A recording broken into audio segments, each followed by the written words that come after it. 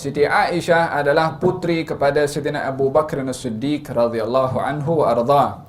Dan Siti Aisyah adalah salah seorang yang dinikahi dan diperistrikan oleh Nabi Muhammad sallallahu alaihi wasallam. Beliau adalah satu-satunya istri baginda Rasulullah yang anak dara daripada sebahagian daripada seluruh istri baginda Rasulullah sallallahu alaihi wasallam, dan itu adalah merupakan satu keistimewaan yang Siti Aisyah bangga kerana menjadi diperistrikan atau satu-satunya istri Nabi Muhammad sallallahu alaihi wasallam yang tidak pernah menikah sebelum dengan Rasulullah. Walaupun sebelumnya pernah dipinang oleh salah seorang bernama Mut'im daripada seorang kafir Quraisy, yang pada akhirnya Allah Subhanahu wa taala berkehendak untuk Siti Aisyah dinikahi oleh baginda Rasulullah sallallahu alaihi wasallam. Memang di dalam sejarah dinyatakan pernikahan Siti Aisyah adalah pada usia yang masih muda. Walaupun kita tidak dapat untuk nak memberikan gambaran tentang usia di waktu itu adalah sama daripada fizikalnya dengan usia di zaman kita bagi anak-anak sekarang umur 9 tahun umpamanya, kita melihat darjah 3 zaman kita sekarang dan masih main guli ataupun budak-budak lah. Tapi di zaman itu adalah berbeza dengan zaman kita sekarang ini. Oleh kerana demikian, Al-Imam Syafi'i ketika membuat satu istiqra itu bukti lapangan untuk membuktikan usia baligh bagi kanak-kanak perempuan adalah diambil istiqra di bukti majority perempuan itu baligh pada usia termuda adalah 9 tahun. Itu di zaman Al-Imam Asy-Syafi'i radhiyallahu anhu wa ardhah. Oleh kerana demikian dalam mazhab Syafi'i, seseorang itu dikatakan baligh dalam usia 9 tahun qamari, bukan tahun miladi atau Masehi, ikut bulan Hijri. 9 tahun bila mana ada tanda-tanda yang membuktikan itu adalah baligh, maka orang itu akan dikatakan baligh. Itu pada usia itu bermakna an-nudud, kematangan itu pada seorang perempuan adalah berusia dini di waktu zaman baginda Rasulullah dan kurun-kurun yang pertama, yang setiap kurun pada akhirnya berbeza pertumbuhan kanak-kanak itu semakin ke budak-budakan. Yang umur 15 tahun pun sekarang masih macam budak-budak, berbeza dengan waktu zaman Nabi Muhammad sallallahu alaihi wasallam. Menikahnya dalam usia yang begitu muda, baginda Rasulullah sallallahu alaihi wasallam menikah dengan Siti Aisyah adalah melalui ilham, wahyu dari Allah Subhanahu wa taala. Baginda Rasulullah setelah menikah dengan Siti Aisyah, beliau bersabda, urituku fil manam, saya bermimpi, menikah dengan Siti Aisyah. Dilihat di dalam mimpinya itu, dalam pernikahan melihat Siti Aisyah 2 kali di dalam mimpinya. Maka kata baginda Rasulullah, kalau memang mimpi itu benar wahyu dari Allah Subhanahu wa taala, maka apa yang dikehendaki oleh Allah pasti akan berlaku. Kalau itu wahyu dan itu benar, maka Nabi pasti akan menikah dengan Siti Aisyah. Maka menikahlah Nabi, berarti apa yang dilihat 2 kali dalam mimpi Nabi, melihat kepada Siti Aisyah atau menikah dengan Siti Aisyah dalam mimpinya menjadi realiti, maka itu adalah merupakan wahyu dari Allah Subhanahu wa taala kepada baginda Rasulullah sallallahu alaihi wa ala alihi wasallam. Ini latar belakang biografi sedikit tentang Siti Aisyah radhiyallahu anha wa ardhaha. Beliau menikah dengan baginda Rasulullah pada bulan Syawal. Tidak mendapatkan zuriyah daripada baginda Rasulullah, dan sebagaimana istri-istri Nabi yang lain tidak ada zuriyah kecuali daripada Siti Khadijah dan juga daripada Mariyatul Qibtiyah. Ada zuriat daripada Nabi sallallahu alaihi wasallam. Daripada Siti Khadijah, Nabi mempunyai anak Zainab, Ummu Kulthum, Ruqayyah dan juga Abdullah, kemudian Qasim dan juga Siti Fatimah Az-Zahra. Ini putra dan putri Nabi Muhammad sallallahu alaihi wasallam daripada Siti Khadijah. Lalu ketika dengan Mariyatul Qibtiyah daripada Mesir, mempunyai anak seorang bernama Ibrahim, yang kesemua anak laki-laki Nabi SAW meninggal dunia di masa kanak-kanak. Ada perbezaan, adakah pernah hamil dengan Nabi kemudian keguguran Siti Aisyah? Panjang lebar pembahasan ahli sirah. Falhasil ringkasnya, Nabi tidak mempunyai zuriat daripada selain dua orang ini, daripada Siti Khadijah dan juga daripada Mariyatu Al-Qibtiyah, zuriat putra dan putri Nabi Muhammad sallallahu alaihi wasallam. Akan tetapi dalam riwayat hadis bila mana disebutkan Siti Aisyah akan disebutkan Ummi Abdillah. Siti Aisyah gelarannya Ummu Abdillah. Ibu kepada Abdullah. Macam mana digelari ibu Abdullah sementara dia tak punya zuriat? Siti Aisyah datang kepada Rasulullah dan minta, "Ya Rasulullah, berikan kepada aku kunyah." Kunyah ini gelaran, laqab. Apa yang boleh kamu bagi kepada aku? Kata baginda Rasulullah, berkunyahlah kamu, yakni ambillah kunyah. Kunyah itu kalau satu orang punya anak namanya Ahmad, ayahnya namanya Ibrahim, maka akan dipanggilkan Abu Ahmad, walaupun nama ayahnya adalah Ibrahim. Kalau dia namanya Ibrahim, punya anak Muhammad, panggilnya Abu Muhammad. Itu namanya kunyah, digelari dengan anak lelaki pertama. Tak mesti sulung lah, kalau anak pesulungnya perempuan tapi ada anak lelaki yang pertama, maka digelari dengan gelaran anak lelaki yang pertama, itu namanya kunyah. Siti Aisyah minta itu, walaupun tidak mempunyai zuriat, maka kata baginda Rasulullah, berkunyahlah kamu dengan anak saudara perempuan kamu. Anak saudara perempuan Siti Aisyah adalah bernama Abdullah. Ibunya saudara kepada Siti Aisyah, yaitu Asma. Asma berkahwin dengan sepupu Nabi. Siapa? Zubair ibn al-Awwam. Asma putri Sayyidina Abu Bakar, saudara kepada Siti Aisyah, berkahwin dengan sepupu Nabi namanya Zubair ibn al-Awwam. Zubair cousin kepada Nabi. Ibu Zubair dengan ayah Nabi saudara. Ibu Zubair bernama Safiyah, saudara dengan ayah Nabi Abdullah. Maka Zubair dengan Nabi sepupu. Zubair kahwin dengan Siti Asma, saudara Siti Aisyah, punya anak Abdullah. Maka Abdullah ini anak saudara kepada Siti Aisyah. Maka Abdullah inilah yang menjadi macam anak angkat kepada Siti Aisyah, sehingga Siti Aisyah digelari Ummu Abdillah. Ummu Abdillah.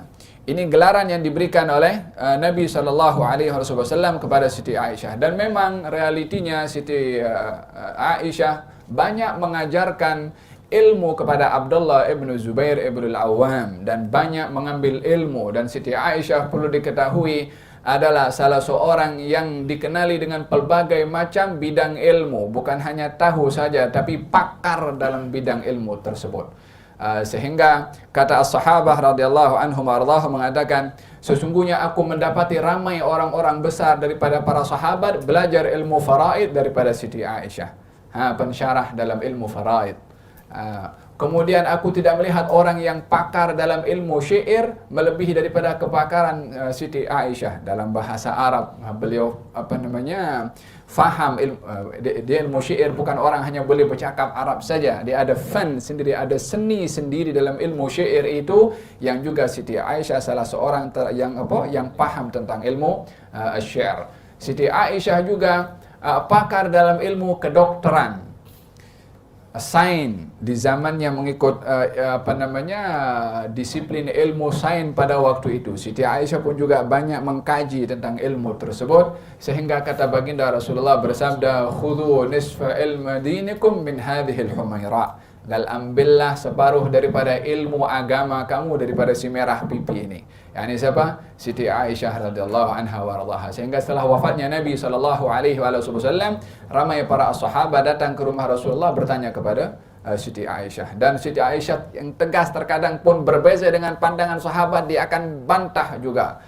Sehingga dalam satu masalah antara Sayyidina Abdullah bin Umar mengatakan bahwasanya innal mayyita la yu'adzabu bi bukai ahli. Sesungguhnya seorang yang mati meninggal dunia akan diadab dengan tangisan orang yang hidup. Ini hadis diriwayatkan daripada Abdullah bin Umar, dibantah oleh Siti Aisyah. Gal tidak seperti itu. Tidak mungkin orang yang mati akan tanggung perbuatan orang yang masih hidup.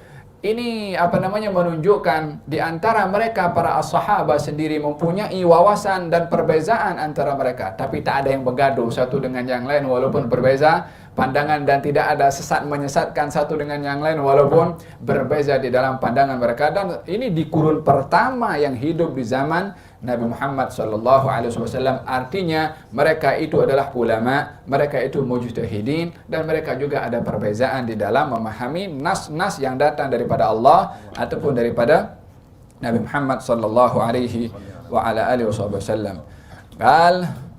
Kata di antara kemuliaan yang diraih oleh Siti Aisyah, dan ini adalah merupakan satu pemberitahuan juga kepada mereka yang tidak suka, khususnya golongan-golongan tertentu yang ingin mencerca, menghina, merendahkan ahli keluarga, istri, yang merupakan kehormatan kepada Nabi Muhammad SAW, mencerca Sayyidah Aisyah dengan pelbagai macam tuhuhan golongan-golongan yang tidak mempunyai rasa hormat kepada Nabi dan ahli keluarga Nabi Muhammad SAW. Kata baginda Rasulullah SAW ketika berjalan dengan Siti Aisyah, lalu kemudian Siti Aisyah melihat Nabi keluar sekejap dan bercakap dengan seseorang.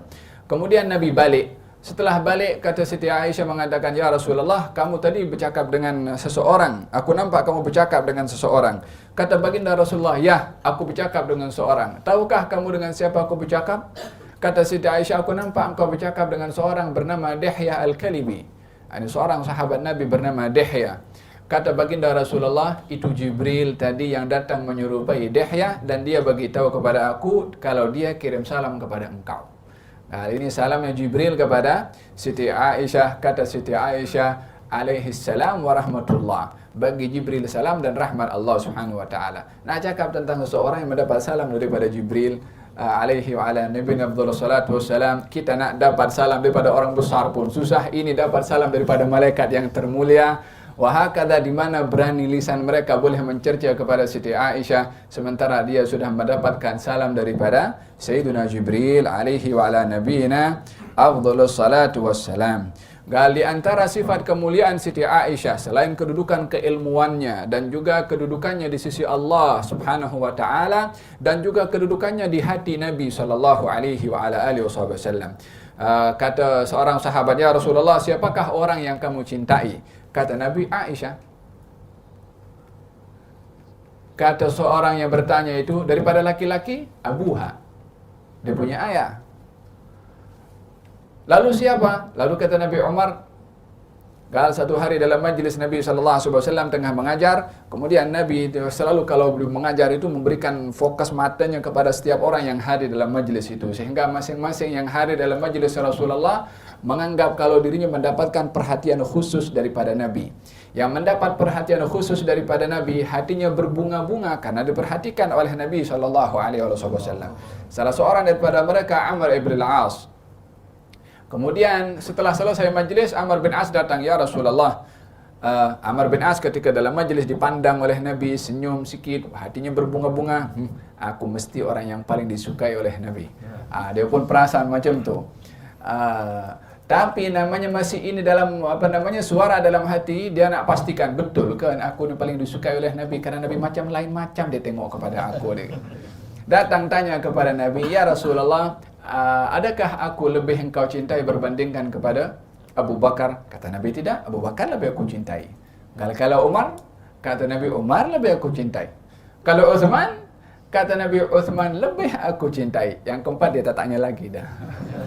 Baik masuk nombor 4 daripada tanya balik, nanti mau turun nombor 5. Andai dia tak tanya, andai aku tak tanya, seronoklah dia masih berbunga-bunga karena termasuk daripada orang yang disukai oleh Nabi SAW. Fasyahid daripada hadis ini pemberitahuan Rasulullah tentang orang-orang yang ada kedudukan di hati Nabi Muhammad SAW. Apalagi kemuliaan seseorang kalau ada di hati Rasulullah, sehingga mulut-mulut orang lain nak cakap tentang orang yang ada di hati Rasulullah ataupun disukai oleh Nabi Muhammad SAW. Oleh karena demikian tidak dinafikan perkara banyak berlaku di sejarah setelah wafatnya Rasulullah SAW antara Siti Aisyah dengan Sayyidina Ali, dan juga apa perkara yang berlaku di zaman para sahabat. Mereka adalah tetap sahabat kepada orang yang teramat mulia, dan kita pun tak ada hak untuk menurunkan darjat mereka apapun yang mereka lakukan. Kalaupun apa saja yang berlaku antara mereka dengan Allah Subhanahu wa ta'ala, sebagai generasi yang sudah 1000 tahun lebih daripada peristiwa yang sudah berlaku itu, tak ada hak kita untuk dapat menghukum secara pasti apa sebenar yang berlaku. Maka dikatakan oleh Ibn Ruslan, wa ma jara bainas sahabi naskutu anhu wa ajrul ijtihadi nuthbitu.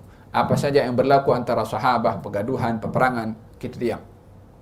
Hormat pasal apa? Ini sahabat Nabi, ini ahli keluarga Nabi, ini orang yang rapat dengan Nabi SAW. Wa ajrul ijtihad nuthbitu, dan kita mungkin berpegang kepada konsep kalau mereka itu menginginkan kebaikan dan berijtihad untuk sampai kepada kebaikan tersebut. Tapi nak menjatuhkan si fulan, merendahkan si fulan, sementara si fulan ini ada kedudukan di hati Nabi Muhammad sallallahu alaihi wa ala alihi wa sahbihi wasallam. Siti Aisyah juga salah seorang yang dikenali dengan sifat yang sangat pemurah, kerana hidup bersama dengan orang yang sangat pemurah, dididik oleh Rasulullah bukan hanya melalui perkataan, melalui praktikal macam mana Nabi sallallahu alaihi wasallam pemurah. Demikian juga Siti Aisyah radhiyallahu anha wa ardaha. Satu hari kata baginda Rasulullah potong kambing. Lepas tu kata baginda Rasulullah, wahai Aisyah, agihkan semua ini daging yang sudah dipotong ini. Maka Siti Aisyah bagi semua. Masa sampai kepada bahagian lengan kanan kambing itu, dia teringat, ini bahagian yang Nabi suka, baik aku simpan untuk aku bagi kepada Nabi. Maka setelah itu Nabi datang, wahai Aisyah, engkau dah bagi kah? Kata Siti Aisyah, wahai Rasulullah, semua habis kecuali lengan kambing yang saya sisakan untuk engkau. Kata baginda Rasulullah sambil tersenyum, wahai Aisyah, semuanya kekal ada kecuali lengan kambing yang tak ada. Sebab apa? Yang disedekahkan ganjarannya ada, yang dimakan sendiri itu bukan sedekah, maka tak ada ganjaran di sisi Allah Subhanahu wa ta'ala. Diajar demikian oleh Nabi SAW, sehingga satu hari beliau ini diberikan oleh Abdullah bin Zubair atau Urwah bin Abdullah bin Zubair, yang pangkat cucu kepada Siti Aisyah, 2 kantong berisi lebih kurang ada 180.000 dirham. Tak tahu nak diringgitkan berapa sekarang, tapi tentunya jumlah yang begitu besar. Masa itu beliau dalam keadaan berpuasa, Siti Aisyah radhiyallahu anha warḍaha. Kemudian dengan tangannya sendiri beliau mengagihkan itu jumlah duit yang hadiah daripada Urwah bin Abdullah, pangkat cucu kepada Siti Aisyah, sampai habis. Tak satu dirham pun yang ada tersisa untuk beli roti untuk makan buka puasa Siti Aisyah. Kata Ummu Dhurrah ini pembantunya, ketika tiba waktu maghrib, mana makanan? Kata Ummu Dhurrah mengatakan, tak ada makanan, kau habiskan duit itu bagi kepada orang lain, tak disisakan untuk beli buka puasa. Kata Siti Aisyah, kau jangan marah dengan aku, kalau kau tadi kasih ingat kepada aku sisakan duit untuk beli buka puasa. Karim, tangannya ringan untuk memberi, sehingga apa saja yang datang daripada orang lain. Terkadang pun juga kalau dapat pemberian, pernah mendapat satu hadiah daripada Muawiyah bin Abi Sufyan, sebanyak lebih kurang ada 100.000 lebih kurang daripada hadiahnya diagihkan, termasuk kepada ahli keluarga isteri Nabi yang lainnya diberikan. Dirinya pun tidak mengambil walaupun 1 dirham untuk dirinya sendiri. Tak ada hubbud dunia, tak ada ketergantungan kepada dunia, karena dididik oleh seorang yang mengajarkan kepadanya hubbul al-akhirah, yaitu Nabi Muhammad sallallahu alaihi wa ala alihi wasallam. Ini lebih kurang riwayat biografi ringkas tentang Siti Aisyah radhiyallahu anha warḍaha. Beliau meninggal pada tahun ke-58 daripada hijrahnya Nabi Muhammad sallallahu alaihi wasallam, tepatnya pada 17 Ramadan, malam Selasa. Kita pun hari ini malam Selasa. hari Isnin malam Selasa. Tepat pada 17 Ramadan, Siti Aisyah meninggal dunia pada usia 66 tahun dan dikebumikan di tanah Baqi. Masa meninggal dunia, yang menjadi imam dalam salat tersebut adalah Sayyiduna Abu Hurairah radhiyallahu anhu wa arda. Idan ini lebih kurang riwayat ringkas daripada Siti Aisyah.